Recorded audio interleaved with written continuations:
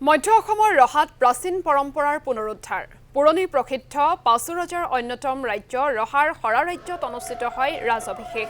ৰাজ পৰিয়ালৰ সৰ্বসন্মতিক্ৰমে হৰা ৰজাৰ বংশধৰ সমৰ সিং ডেকাই ৰজা স্বীকৃতিৰে ৰাজ অভিষেক অনুষ্ঠিত কৰি চক্ৰীয় পৰম্পৰাৰে সিংহাসনত অধিষ্ঠিত কৰা হয় ৰাজ অভিষেকক লৈ অঞ্চলটোত সৃষ্টি হয় উৎসৱমুখৰ পৰিৱেশ শনিবাৰ দিনটোত অনুষ্ঠিত এই ৰাজ অভিষেকৰ দিনটোত পুৱাই ৰজাক পৰম্পৰাগত নীতি নিয়মেৰে নামঘৰলৈ অনা হয় টুপাকুচি খাইগড়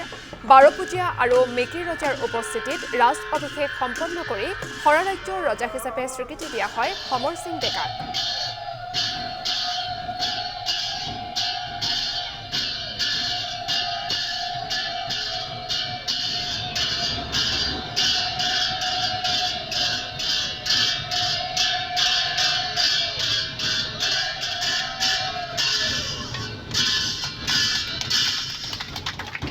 প্ৰসিদ্ধ পাঁচু ৰাজ্যৰ আজি এই পাঁচু ৰাজ্যৰ ৰজাসকলক আমন্ত্ৰণ কৰি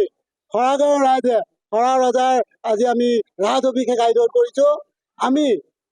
হৰা ৰাজ্যৰ ৰাজ অভিষেকৰ নৱাগত ৰজা সমৰ সিংহ ডেকাক আমি আমাৰ তৰফৰ পৰা অৰ্থাৎ হৰা গাঁওবাসীৰ ৰাইজ হৈ আমি ৰজা বংশধৰ হিচাপে ৰজাৰ পৰিয়াল হিচাপে আমি সমৰ সিংহ ডেকাক আমি আদৰণি জনাইছোঁ আৰু আমি জয় জয়তে আদৰণি জনাম টুপাকুচি ৰজাৰ অজিত সিংহ ডেকা আৰু বাৰপুজীয়া ৰজাৰ পজয় ৰজাক মিকি গাঁৱৰ পতুল ডেকা খাইগড়ৰ কুমুদ ডেকাক আমি হৰা ৰাজ্যৰ পৰা আদৰণি জনাইছোঁ যিহেতু এখন ইতিহাস গৰকা ঠাই বুৰঞ্জী প্ৰসিদ্ধ ঠাই ইতিহাস গৰকা আৰু ইতিহাসে ৰিঙিয়াই আমাক আমাৰ এই হৰা ৰাজ্যক যিহেতু পাঁচু ৰাজ্য আছিল